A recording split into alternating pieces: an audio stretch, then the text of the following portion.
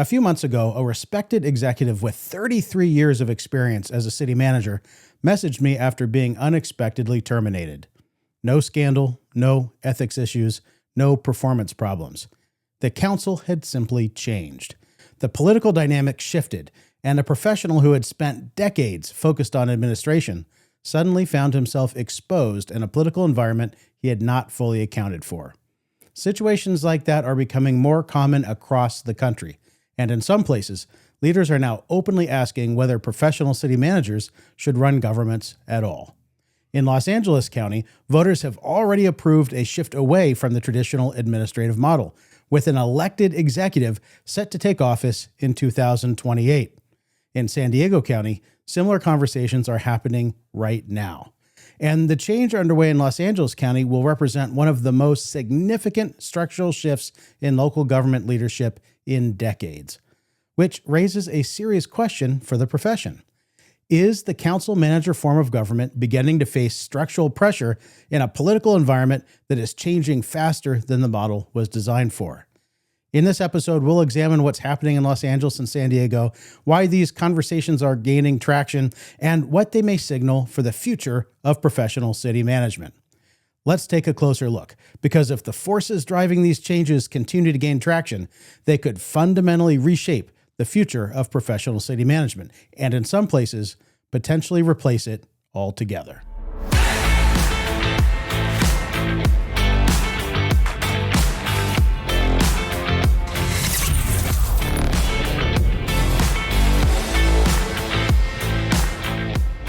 Welcome to Gov360, your full circle view on local government leadership. If you're interested in conversations about leadership and the future of local government, consider subscribing to the Gov360 YouTube channel. It helps more professionals discover the show and keeps you connected to future episodes. Now, to understand the current moment, it helps to go back to the beginning. The council manager form of government did not emerge as an academic theory. It was created in response to very real governance problems that American cities were facing in the early 20th century. At that time, many cities were dominated by political machines. Municipal jobs were often awarded as political favors. Contracts were steered toward allies. Operational decisions were frequently shaped more by political loyalty than professional competence. Reformers began searching for a different way to structure city government. In 1908, the city of Staunton, Virginia, implemented what is widely considered the first modern council manager government in the United States. The concept was straightforward. Elected officials would continue to represent the public and set policy, but the day-to-day administration of city government would be placed in the hands of a professionally trained manager hired by the city council. The goal was to bring expertise and stability into municipal operations while reducing the influence of patronage and political favoritism. A few years later, the model gained national attention when Dayton, Ohio adopted the council manager system in 1913 following a catastrophic flood that forced the city to rethink its government structure. Dayton wanted a system that emphasized professional competence, operational discipline, and clear accountability. The council manager model offered exactly that. Over the following decades, cities across the country adopted the system. Today, it is the most common form of municipal government in the United States. And here in California, the dominance of the model is even more pronounced. More than 90% of California's 483 cities operate under the council manager form of government. That means professional administrators are responsible for managing the day-to-day operations of the vast majority of local governments in this state. For more than a century, the system has helped cities focus on service delivery, fiscal management, and long-term planning. It professionalized local government administration and helped transform municipal management into a recognized profession. But institutional models never operate in isolation. They function within political environments, and that environment is shifting. One of the most consequential governance changes in the country right now is taking place in Los Angeles County. LA County is not just another local government. With nearly 10 million residents, a workforce of more than 100,000 employees, and a budget approaching $50 billion, it's one of the largest public organizations in the United States. For decades, the county has been governed by a 5-member board of supervisors. Each supervisor represents roughly 2 million residents. Supporters of reform argue that this structure concentrates too much power in too few hands. The concern led to Measure G, a governance reform approved by voters in 2024. Measure G expands the Board of Supervisors from 5 members to 9 and creates a new elected county executive. When fully implemented, that executive will oversee a government that serves nearly 10 million residents and operates one of the largest public budgets in the United States. Several supervisors supported putting the measure before the voters, including Lindsay Horvath and Janice Hahn. Supervisor Horvath in particular has spoken extensively about the need to modernize the county's governance structure and improve accountability. Supporters of the reform argue that voters deserve clear executive leadership over such a large and complex government. The logic is easy to understand. In the private sector, organizations of this size typically have a clearly identifiable chief executive. The new elected county executive will serve that role. But the scale of the authority attached to the position has raised concerns as well. The executive will oversee a government with a budget larger than that of many states. Observers have pointed out that the office could quickly become one of the most powerful political positions in California. The shift also represents something deeper than a simple organizational change. Under the current model, the county's chief executive officer serves as a professional administrator appointed by the Board of Supervisors. Under the new model, the top executive will be an elected political figure. That distinction matters. Professional administrators operate under a different set of incentives than elected executives. The change raises important questions about how politics and administration interact in large public institutions, and Los Angeles County is not the only place where these questions are emerging. A similar conversation is beginning to take shape in San Diego County. San Diego County currently operates under a structure that will look familiar to many local government professionals. The Board of Supervisors sets policy, and the day-to-day operations of the county are managed by a professional administrator. That administrator is the Chief Administrative Officer. The current CAO is Ebony Shelton, a 29-year public administrator who oversees the operations of one of the largest county governments in the state. But recently, the idea of changing that structure has begun circulating. The conversation has been driven largely by San Diego County Board of Supervisors Chair Tara Lawson-Remer.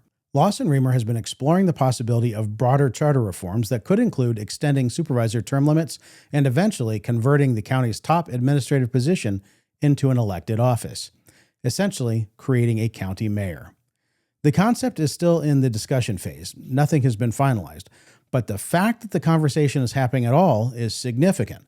Supporters of the idea frame the proposal around transparency, accountability, and voter control. They argue that voters should have the ability to directly elect the person responsible for running the county government. Lawson-Remer has said that community leaders have been calling for reforms that would make county government more transparent and more accountable to the public. Advocates also argue that a directly elected executive could provide clearer leadership and stronger oversight of county operations. But the conversation has not been without controversy. The proposal has generated speculation among county insiders about political motivations behind the idea. San Diego County supervisors are subject to term limits and may serve only 2 four-year terms. Chair Lawson-Remer will be termed out in 2028. In this era of term limits, it's common for elected officials to look for the next place to continue their careers in public office. Some critics have suggested that creating an elected county executive could potentially create a new political landing spot for current elected leaders. Lawson-Remer has rejected that characterization, saying the goal of the discussion is to improve transparency, accountability, and the overall governance structure of the county.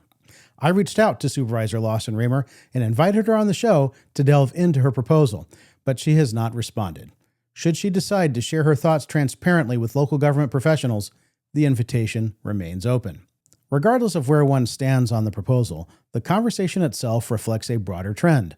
Large local governments are beginning to examine whether professional administrative leadership is still the best structure for managing modern public institutions. And the scale of the governments involved in these discussions makes that question especially consequential. Los Angeles County is enormous. Nearly 10 million residents, a workforce of more than 100,000 employees, a budget approaching $50 billion. To put that in perspective, that budget is larger than the budgets of many states. San Diego County is smaller, but still massive by most standards. More than 3 million residents, thousands of employees, a multi-billion-dollar annual budget.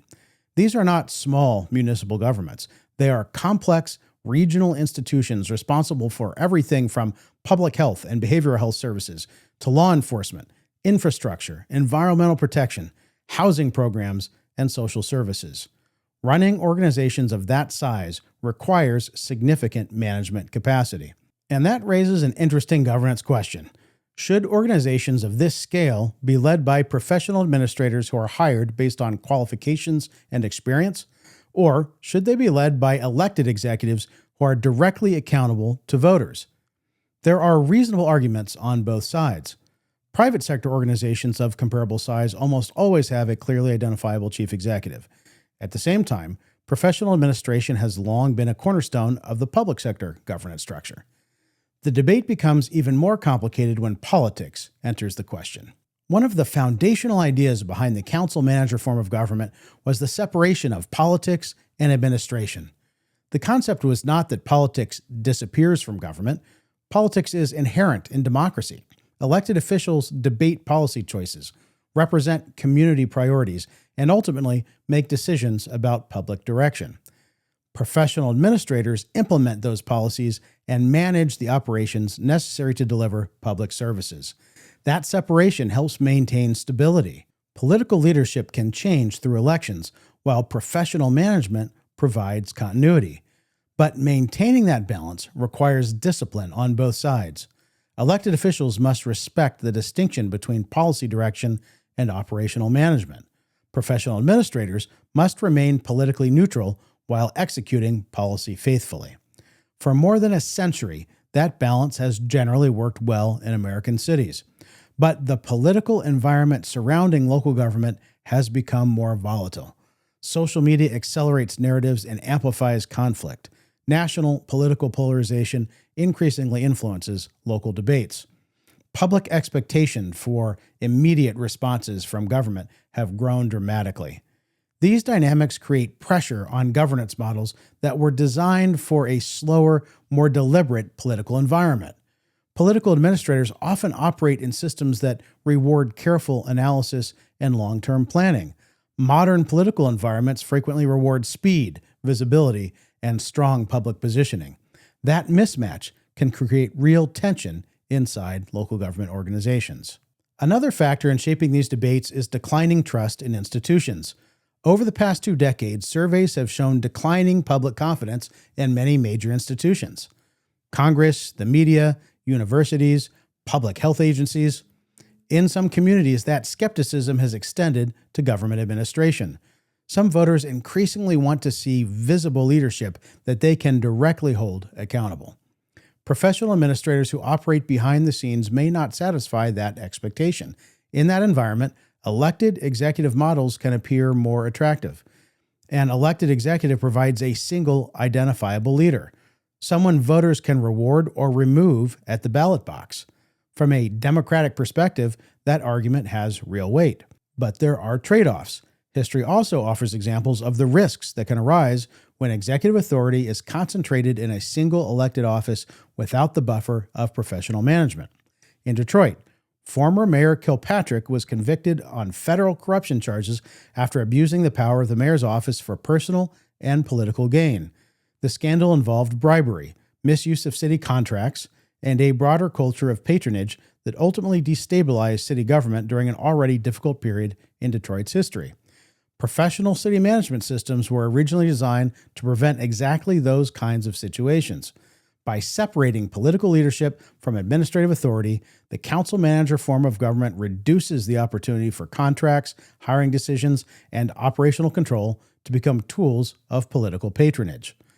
Failures can also occur for reasons that have less to do with corruption and more with a lack of executive management training and experience. Chicago offers a recent example. During the administration of Mayor Lightfoot, the city experienced significant breakdowns in relationships between the mayor's office, the city council, and key departments. The resulting political conflict made it difficult to advance policy priorities and contributed to a governing environment widely described as dysfunctional. One of the central arguments behind professional administration is that complex organizations require leadership grounded in professional management training rather than purely political leadership. That does not mean elected executive systems cannot work effectively. Many cities operate successfully under strong mayor systems, but these examples illustrate why governance design matters. The structure of leadership affects incentives, oversight, and the stability of public administration. Professional administrators bring technical expertise and institutional continuity. They develop long-term operational knowledge about complex systems. They often remain in place across multiple election cycles, which allows them to maintain stability in public services. When executive leadership becomes a political office, those dynamics inevitably change. And in a political environment where visibility, messaging, and public positioning increasingly shape leadership expectations, professional competence alone may no longer be enough to protect the institutional role that city managers have traditionally occupied. If you'd like to go deeper on why competence alone is no longer enough in today's political environment, check out episode 20 of Gov360. Despite the pressures we've been discussing, it's important to recognize something significant. The council-manager form of government remains the most widely used municipal governance model in the United States. Thousands of cities rely on professional city managers to run their operations, and here in California, more than 90% of cities operate under the council-manager system. That level of adoption did not happen by accident. Cities adopted the model because it solved real governance problems. The reformers who created the council-manager model understood that complex institutions require professional management. Professional administrators helped stabilize municipal finances. They introduced modern budgeting systems and long-term financial planning. They strengthened land use planning and infrastructure management. They professionalized public safety administration. And they created organizational structures capable of managing increasingly complex public services. As cities grew larger and government responsibilities expanded, the need for professional management only increased. Running a modern city is not a part-time responsibility. It requires expertise in finance, labor relations, land use law, public safety management, infrastructure systems, economic development, and intergovernmental coordination. Professional city managers bring that expertise. They also provide something that elected officials by design often cannot: institutional continuity. Elections change political leadership. Professional administrators are intended to provide stability across those political cycles.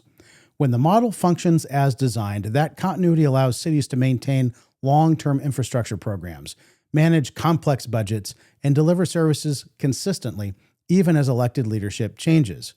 But it would be unrealistic to ignore an emerging challenge. Across the country, the tenure of professional city managers has been shortening. Increased political polarization, heightened public scrutiny, and the growing visibility of local government conflicts have made the job more politically exposed than it once was. In other words, the very continuity the council-manager model was designed to provide can be harder to sustain in today's political environment. And that raises a broader question for the profession itself. Where does the professional management community fit into this conversation? Organizations like the International City-County Management Association have long positioned themselves as champions of the council-manager form of government and advocates for professional local government administration. ICMA has even described its role as supporting efforts to educate communities about the value of the council-manager form of government and protect professional local government management, which raises a natural question for the profession. When governance debates begin unfolding in places like Los Angeles and San Diego counties, these seem like exactly the kinds of moments when that mission becomes most relevant. If the profession does not help explain the value of professional administration in moments like these, it becomes harder to expect the public to understand it. These conversations involve fundamental questions about whether some of the largest local governments in the country should continue to rely on professional administration or move toward more directly political executive models. Those are serious discussions, and they are precisely the kinds of discussions where the profession's voice can help communities understand the historical purpose of professional administration and the practical realities of managing complex public institutions. Many local government professionals will be watching closely to see how organizations that represent the profession choose to engage as these debates continue to unfold. Moments like these may be exactly when the profession's institutions have the greatest opportunity to help communities understand why professional administration exists and what could be lost if it disappears. That conversation is worth having openly. Now, I've reached out to ICMA President Mike Land, who also serves as city manager of Coppell, Texas, and invited him to join the show to discuss ICMA's role in protecting the profession and supporting the modern city manager. I hope we can make that happen soon. For more than a century, the council manager model has been one of the most successful governance innovations in American public administration. But success does not mean immunity from change. Institutions evolve. Political environments shift, and governance structures sometimes adapt in response.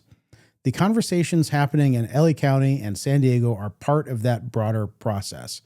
They raise an important question for the future of local government, not whether professional administration has value, but whether the political environment surrounding local government is beginning to change the incentives that once made professional administration the obvious choice.